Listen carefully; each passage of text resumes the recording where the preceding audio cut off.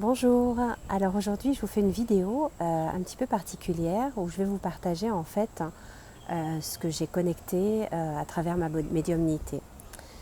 Une partie des choses et notamment sur le parcours de l'âme, sur ce qu'on peut ressentir en fait quand on n'est pas éveillé ou au début de l'éveil, c'est-à-dire qu'on a l'impression de subir notre vie et c'est une sensation que j'ai connue pendant un bon moment.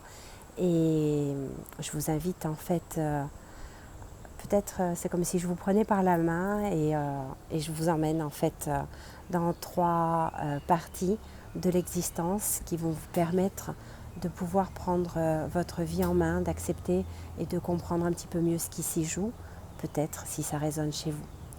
Voilà, donc je prétends pas avoir la vérité, mais bon, je partage ce que je canalise, ok, ce que je capte de là-haut, pas de là-haut, de ici en fait, et des vibrations qui s'en émanent. Alors, le premier point en fait de notre vie, c'est ce qui va se passer en fait avant qu'on s'incarne. Avant qu'on s'incarne, je l'ai capté un jour, pour l'anecdote, un jour où j'étais en voiture, j'étais en relation avec une personne et il venait de perdre son papa. Il était très triste et moi j'étais triste aussi pour lui. Et je l'amenais à l'aéroport de Cancun pour qu'il puisse aller voir sa maman. Et on allait être séparés en plus pendant 3 mois parce qu'il allait aider sa mère dans tout ce qui était démarche, etc. Et donc on était tristes tous les deux. Et tout d'un coup, j'ai reçu une information et je nous ai vus tous les deux, en fait, avant de nous incarner, avec nos guides, avec tout un tas de personnes, autour d'une planche de travail. Et on avait une crise de fou rire. On avait vraiment, voilà, je connectais un moment très joyeux de notre planification d'existence, notre planification pour nous voir et les petites anecdotes qu'on a pu avoir, notamment au niveau de la rencontre, etc. Et c'était des moments vraiment joyeux. On avait des crises de fou rire de l'autre côté. Voilà, et ça m'a permis d'ouvrir en fait une porte et de comprendre que avant de s'incarner, on planifie les points qui sont... On ne planifie pas tout, hein, une bonne partie de notre existence, et c'est les points qu'on appelle des points de destinée. C'est des points qui sont inévitables. Alors en fait, ça ressemble, parce que je suis retournée regarder, ça ressemble en fait à un grand arbre. Alors il y a la partie d'en bas qui sont les racines, ok. Donc ça c'est la partie passée, inconscient, les vies passées. Le tronc, donc qui est un grand tronc, et puis après, à partir de l'adolescence, on commence à prendre des directions, à faire des choix, et on a tous ces chemins qui sont des ramifications, donc des choix qu'on peut prendre. On a des points de destinée, on a des points de destinée évidemment sur le tronc qui correspond à notre enfance. Et ce que je me suis rendu compte, c'est qu'il y avait des accords d'âme qui étaient choisis et des accords de circonstances pour justement passer par des points clés qui sont des points de destinée, qu'on se choisit quels que soient les choix du libre arbitre. Okay, donc je trouve que c'est assez intéressant de voir ça de ce côté-là parce que je vous parlais dans une autre vidéo de sortir de la dualité et ça c'est un point qui nous permet facilement de sortir de la dualité. C'est-à-dire que quand on a une personne qui est là dans notre vie de manière déterminante et qui va nous causer quelque chose, évidemment, quand c'est positif, c'est toujours très facile, mais quand elle va nous causer quelque chose qui va être de l'ordre du désagréable ou pire encore, on sait que cette personne, on l'a choisie et qu'elle est venue nous montrer quelque chose. Elle est venue nous enseigner quelque chose, ou on est venu lui enseigner quelque chose aussi. Enfin, de part et d'autre, on s'est choisi comme dans un casting, et il n'y a pas d'erreur de casting, on s'est choisi justement pour vivre ces expériences-là ensemble. Ok ? Donc en fait, ça permet aussi peut-être de lâcher prise sur le côté de la personnalité incarnée, de l'autre ou de soi, et de pouvoir commencer à rentrer dans l'acceptation de ce qui se passe. l'acceptation de ses points de destinée. Parce qu'il y a des points de destinée qui sont joyeux et il y a des points de destinée qui sont plus compliqués, comme des points de maladie, enfin, donc des destinées de maladie ou de destinées de handicap ou de destinées de séparation avec des proches, que ce soit physique ou au niveau de enfin physique, une séparation voulue ou pas voulue, c'est-à-dire que des fois à travers la mort. Mais derrière, c'est aussi qu'ensemble, on a choisi de venir incarner ça, peut-être et probablement, et certainement d'ailleurs, pour apprendre. Ok. Dans les points de destinée, il y a aussi beaucoup de cadeaux. Donc voilà, ça c'est la première partie. Il y en aura 3 au total. Hein. La deuxième, c'est le libre arbitre. Alors le libre arbitre, bon, il y a des théories qui disent que non, certains, bon, libre à chacun de penser ce qu'il veut, mais on vient vivre ce libre arbitre en fait, donc cette capacité de faire des choix, pour apprendre à faire des choix en conscience. Pourquoi? Parce que en fait, si on regarde un petit peu plus près le libre arbitre, on a 3 manières de faire des choix. Le premier, c'est parce que je le sens, je le fais et j'ai pas de doute. Le deuxième, ça peut être une peur de faire des choix. Donc la peur de faire des choix, parce que derrière ça entraîne évidemment des conséquences, c'est je fais pas de choix et je laisse faire la vie et je laisse se faire les choses sans prendre de décision. C'est aussi une manière d'expérimenter le libre arbitre. Et le troisième, c'est de faire des choix avec des peurs. C'est-à-dire que ce n'est pas des choix par rapport à nos envies, mais c'est des choix qui vont être liés à nos peurs. Donc ce sont des non-choix. Ok. Donc je vous invite en fait à conscientiser si aujourd'hui vous avez l'impression de subir votre vie, de dire ok, qu'est-ce que je subis? Je suis en fait la source de ma vie. Je suis le centre de ma vie. J'ai choisi des choses avant. Je ne suis pas une victime, j'ai choisi.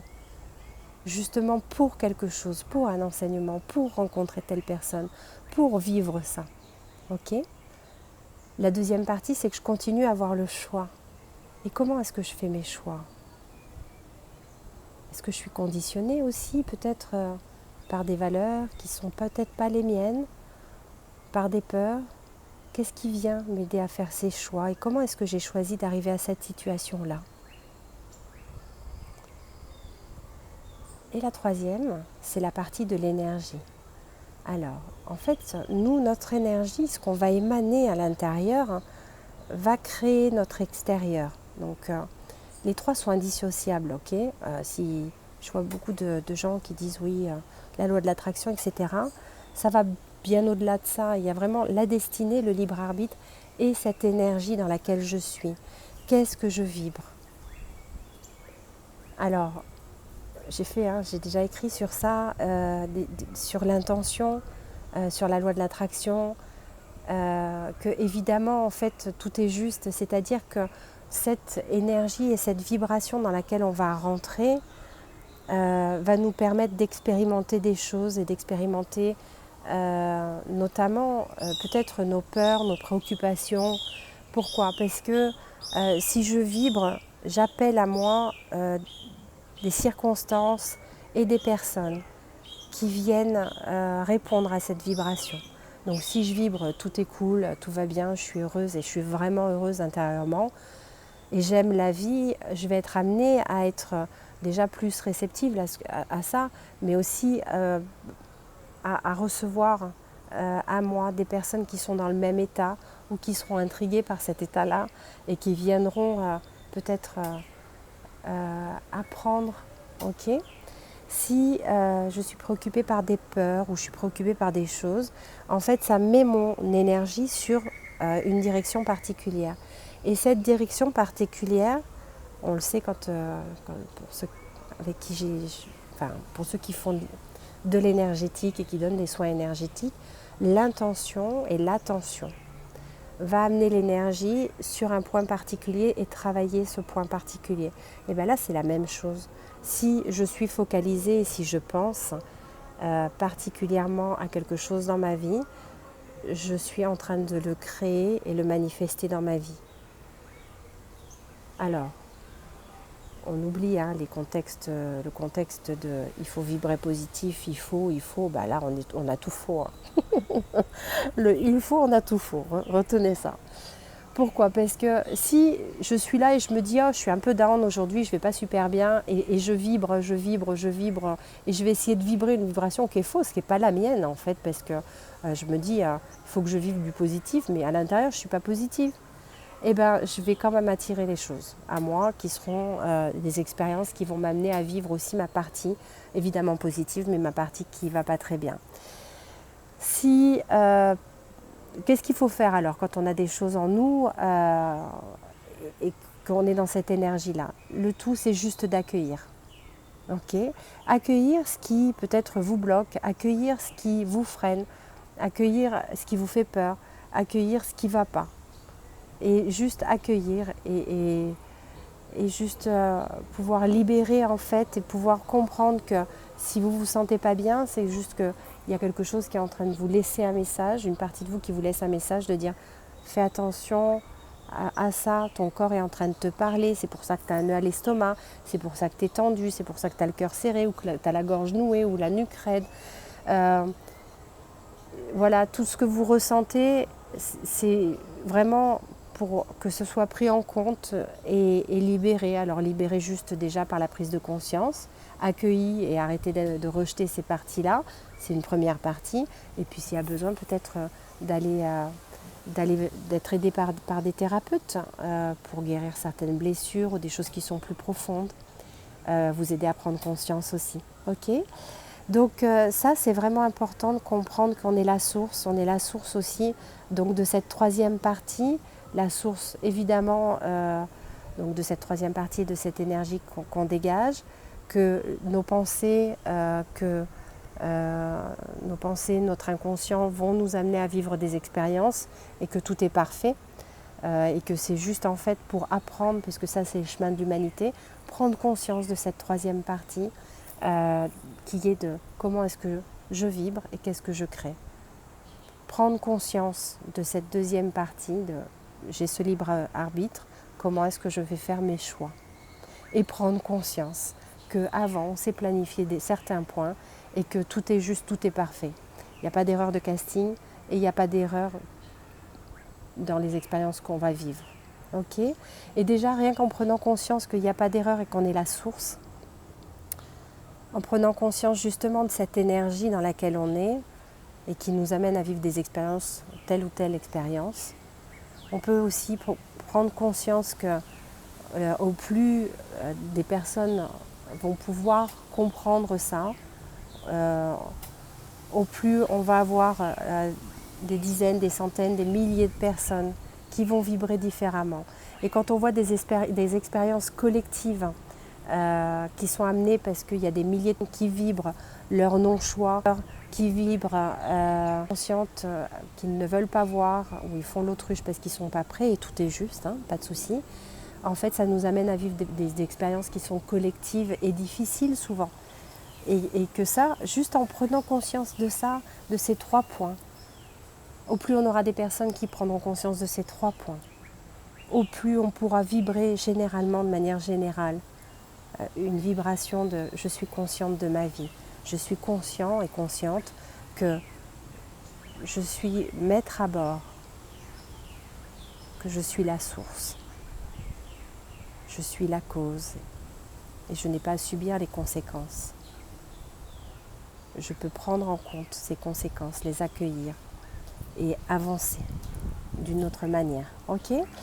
Voilà, donc c'était un petit message pour ne pas subir votre vie et pour vibrer le plus grandement possible. Ok, je vous envoie tout plein d'amour, tout plein d'amour. Et à très bientôt. Au revoir.